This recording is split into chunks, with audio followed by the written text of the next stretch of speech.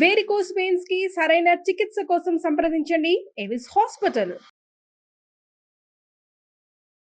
నమస్తే రమగారు. నమస్తే జయ. రమగారు, ఇప్పుడు భార్యలు చేసే పూజలు, వ్రతాలు, నోములు వీటిల్లో ఆ ఫలితం అనేది భార్యలకే వాళ్ళకే ఉంటుందా, భర్తలు పిల్లలు వీళ్ళకి కూడా ఉంటుందా రమగారు? భార్యలు భర్తలు, భార్యలు కనుక ఏదో నోములు చేస్తారు, మామూలుగా సౌభాగ్య నోములు కదా జయ. ఏమైనా చేసేది ఎందుకు చేస్తారు కదా, సౌభాగ్యంగా ఉండాలని, నా భర్త ఆయురారోగ్య ఐశ్వర్యాలతో ఉండాలి, అవన్నీ నేను అనుభవించాలి. 5వ తనం కోసం చేసే నోములు. ఇప్పుడు భార్య 5వ తనం కోసం చేసింది అనుకో, అంటే 5వ తనం ఏంటంటే భర్త ఉండటం, అది భర్తకి చెందినట్టే. ప్లస్ నా పిల్లలు బాగుండాలి, నా పిల్లలు వృద్ధిలోకి రావాలి అని కోరుకుంటారు. పిల్లలు వృద్ధిలోకి వస్తారు, మా సంసారానికి ఏ ఇబ్బందులు ఉండకూడదు, మా కొట్లాటలు రాకూడదు అంటే మ్యూచువల్గానే అవుతాయి. సాధారణంగా ధర్మశాస్త్రము ఒక ప్రత్యేకమైన విషయం చెప్తుంది జయ. నేను ముందు 5-6 సార్లు చెప్పినట్టున్నాము, చాలామంది పెద్దవాళ్ళు కూడా చెప్తారు ఇదే మాట. శాస్త్రం ఏం చెప్పిందంటే, అంటే ధర్మం ఏం చెప్పిందంటే, మగవాడు వాడు ఏ పుణ్యకార్యం చేసినా, ఏం చేసినా, ఎవరికి ఏ సహాయం చేసినా, తను ఏదైనా పూజ చేసిన, ఏ దేవాలయ దర్శనమో చేసిన, తీర్థాటన చేసిన, అన్నిట్లలో 50% భార్యది. కానీ మగవాడు ఏదైనా పచ్చిపాపం చేస్తే అది వాడిదే. పూర్తిగా అతనిదే బాధ్యత. అతని పుణ్యంలో మాత్రం భార్యకి 50% భాగం ఉంటుంది, తన ప్రమేయం ఉన్నా లేకపోయినా కూడా. కాకపోతే ఒకటి ఉంది, ఈ పాపాల్లో ఏదైనా పాపకార్యానికి భర్తని ఎంకరేజ్ చేస్తాయి కొన్ని చేస్తారు కదా కొంతమంది. పాపకార్యం అంటే లంచాలు తీసుకోవడం కూడా అక్షరాల పాపకార్యమేనమ్మా. నీకు ఒక ఉద్యోగంలో జీతం వస్తూ, ఒక ఉద్యోగానికి జీతం తీసుకుంటూ, నువ్వు ప్రభుత్వానికో ప్రైవేట్ రంగానికో పనిచేస్తూ, ఎవరికైనా అనుకూలంగా పనిచేస్తే కొంత ధనం వస్తుందని, అది చెయ్యాల్సిందేనని పెళ్ళాలు ప్రోత్సహిస్తే గనక ఆ పాపంలో మాత్రం భార్యలకి భాగం గ్యారంటీగా ఉంటుంది. ఓకే, ఎవరినైనా కొట్టడానికో, చంపడానికో, మోసం చేయటానికో ప్రోత్సహిస్తారు భార్యలు. అప్పుడు 50-50. ఓహో, వీళ్ళ ప్రమేయం లేకుండా చేసే పాపకార్యాలకి వాళ్ళకి ఏ సంబంధము లేదు. ఇది లెక్క. మనం ఒప్పుకోపో అలా ఎలా ఉంటుంది, ఇలా ఒప్పుకోండి మాకేం సంబంధం లేదు. పుస్తకాల్లో ఇది చెప్తారు. ధర్మశాస్త్రం ఈ మాట చెప్తుంది. భార్యలు చేసే పుణ్యకార్యాలలో భార్యలు గనక ఏదైనా చేసుకుంటే దాంట్లో భర్తకి ఏ భాగము లేదు. ఎందుకు పాపం అనిపిస్తుంది కదా. మరి సమాన హక్కులు లేవని అడగట్లేదా మనం? అడుగుతున్నాం. అక్కడ హక్కులు అడిగాం, ఇక్కడ దీన్ని ఒప్పుకోవాలి. సరే, అలాగే భార్యలు పాపకార్యాలు చేశారనుకో, అది భర్తదే పూచి. సగమా ఫుల్లా?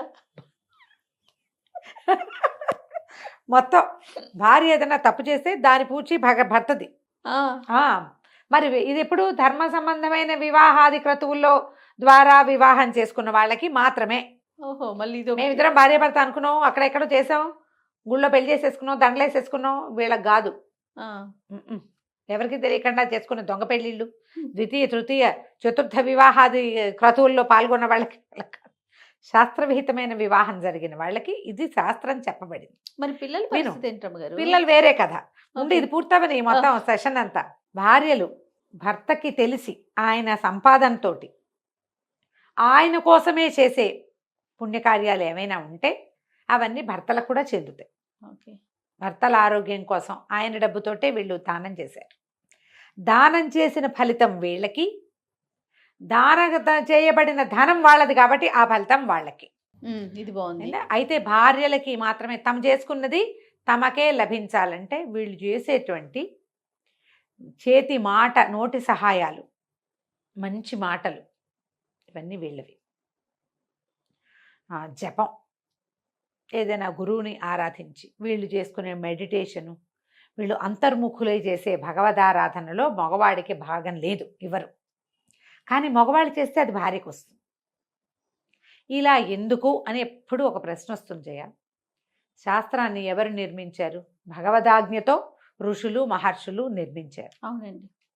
ఈ భగవదాజ్ఞతోటి నిర్మించబడిన సృష్టిలో మగవాడు కష్టపడి పనిచేసి భార్యను పోషించాలనే నియమం ఏర్పరిచారు.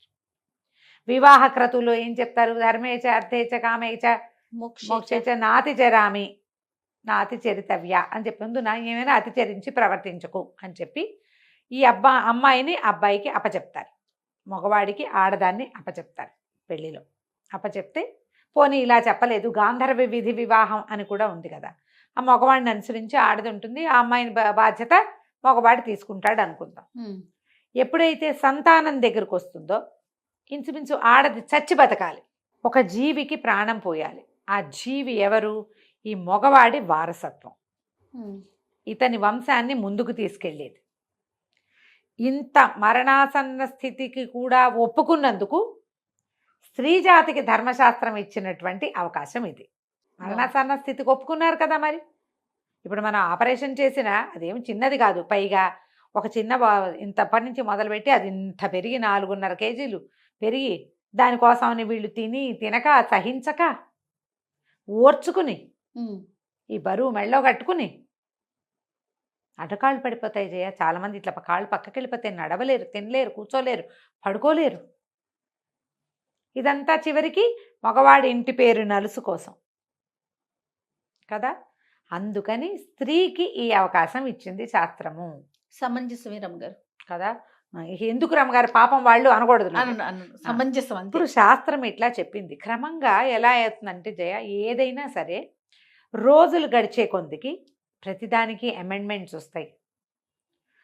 ఒకటి తర్వాత వీళ్ళు మనని మించిపోతున్నారనిపించినప్పుడు వాళ్ళని వంచి ఉంచాలనే భావన వస్తుంది. వాళ్ళని ఎక్కడ లొంగదీయగలరో అక్కడ లొంగదీస్తారు, ఎక్కడ అణిచేయగలరో అక్కడ అణిచేందుకు ప్రయత్నం చేస్తారు. ఒక బలవంతుడు ఒక బలహీనుణ్ణి అణచడానికి చాలా అవకాశాలు లభిస్తాయి. అట్లా స్త్రీలు అణగదొక్కబడ్డారు. దీనికి అనేక రకమైన సాంఘిక నైతిక కారణాలు ఏర్పడ్డాయి.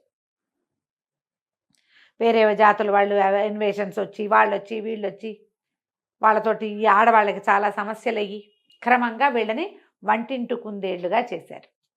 ఈ కుందేళ్లుగా ఉన్న వాళ్ళు కూడా అన్నప్పుడు కుందేళ్లుగా ఏం లేరు, ఇందులో గట్టి వాళ్ళు కూడా ఉన్నారు,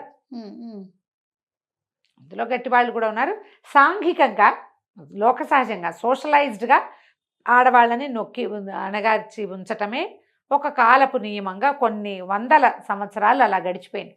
అయినా కూడా వివాహాలు, సంతానము, ఓ అమ్మాయి చనిపోతే కోడలు చనిపోతే ఇంకో కోడలు తెచ్చుకోవడం, భార్య చనిపోతే ఇంకో భార్యను తెచ్చుకో, అవన్నీ నడిచేవి. అవును, నడిచేవి. కానీ శాస్త్రం ఎప్పుడు మారలేదమ్మా. అలానే ఉంది. మనకు తెలియకుండా అంటే ఇది మన వెనకాల జరిగే క్రియ కదా. నీకు పుణ్యం వచ్చిందా పాపం వచ్చిందా, ఎవరికి బదలాయింపు జరిగింది, అవంతా కనపడేవి కాదు, ఒట్టి మాట్లాడుకునే విషయాలు ఇవి. అవును, కనపడకపోవటంతో నమ్మని వాళ్ళు ఎక్కువయ్యారు. ఏదైనా మనం కనిపిస్తేనే కదా జయ నమ్ముతాము. అంతేగా రమ్మగారు. అంతేగా. కానీ శాస్త్రం ఉందనేది ఉందిగా రమ్మగారు ఉన్నది. ఇప్పుడు దీన్ని ఈ ప్రూఫ్ని నమ్మడానికి ఏది ప్రూవ్ చేసి చూపి అంటారు. దీన్ని ప్రూవ్ చేసి చూపించాలి, ప్రూవ్ చేయలేం మనం, కొన్ని చేసి చూపించలేము. కానీ శాస్త్రం అయితే చెప్పింది ఇదే రకంగా చెప్పింది. స్త్రీలు తమ భర్త శ్రేయస్సు కోరి చేసేది భర్తకి లభిస్తుంది, సంతానం శ్రేయస్సు కోరి చేసేది సంతానానికి ప్లస్ అవుతుంది. ఆమె కోరిక ఆమె ఎంత తీవ్రంగా కోరుకుందో దాన్ని బట్టి అతనికి పిల్లలకి వస్తాయి, వెళ్ళిపోతాయి. వాళ్ళకి చెందాలని కోరుకుంటుంది ఈవిడే, అది వాళ్ళకి చెందుతుంది. ఆమె భర్త ఎవరో ఆయనకి కుమారులు సంతానం ఎవరో వాళ్ళకి లోక సహజంగా జరిగేదేనమ్మా ఇదంతా. కానీ ఎప్పుడు ఈ ప్రశ్న వస్తుంది, మగవాళ్ళ పుణ్యంలోనే స్త్రీలకి భాగం కానీ పాపంలో సాధారణంగా భాగం ఉండదు. ఆడవాళ్ళు తప్పులు చేస్తున్నారు, ఏదైనా పొరపాటు చేస్తున్నారంటే అతని భర్త ఆమెను రక్షించాలి. నువ్వు సరిగ్గా రక్షించట్లా, అందుకే ఆవిడేదో తప్పు చేస్తోంది, ఆమె కావాల్సింది ఆమెను నచ్చేది నువ్వు చేయట్లేదు, అందుకని పాపం ఆమెది కాదు భర్తకి చెందుతుంది ఆ పాపం. కొన్ని పాపాలు పీరియడ్స్తో పోతాయని కూడా చెప్తారు. మంత్లీ ఋతుస్రావంతో పోతాయి. కొంచెం పెద్దవాళ్ళు అయ్యాక ఋతుస్రావాలు అవి ఆగిపోయాక పెద్దగా వీళ్ళు చేసే పొరపాట్లు ఏమీ ఉండవు. వాళ్ళు ఒళ్ళు దగ్గర పెట్టుకుని ఉండకపోతే ఆ పాపం వాళ్ళదే అవుతుంది. అంతేగా. ఋతుస్రావం ఆగిపోయాక కనుక ఏదైనా ఇతరత్ర వ్యవహారాలు ఏర్పడితే శాస్త్రంలో చెప్పబడిందే. అందుకని వృధనారి పతివ్రత అంటారు. వృద్ధాప్యం వచ్చాక పాతివ్రత్యం ఆటోమేటిక్గా వస్తుంది. అదేదో వెగటుగా వాడినప్పటికీ ఇది క్రియ, ఇది అసలు విషయం ఇది. ఓకే. కాబట్టి భర్తలు పుణ్యకార్యాలు చేసేందుకు ఎంకరేజ్ చేయండి. వాళ్ళు ఎంత మంచి పనులు చేస్తే అంత మంచిది. 50% మీది. చెడ్డ పనులు చేయడానికి ప్రోత్సహించకండి.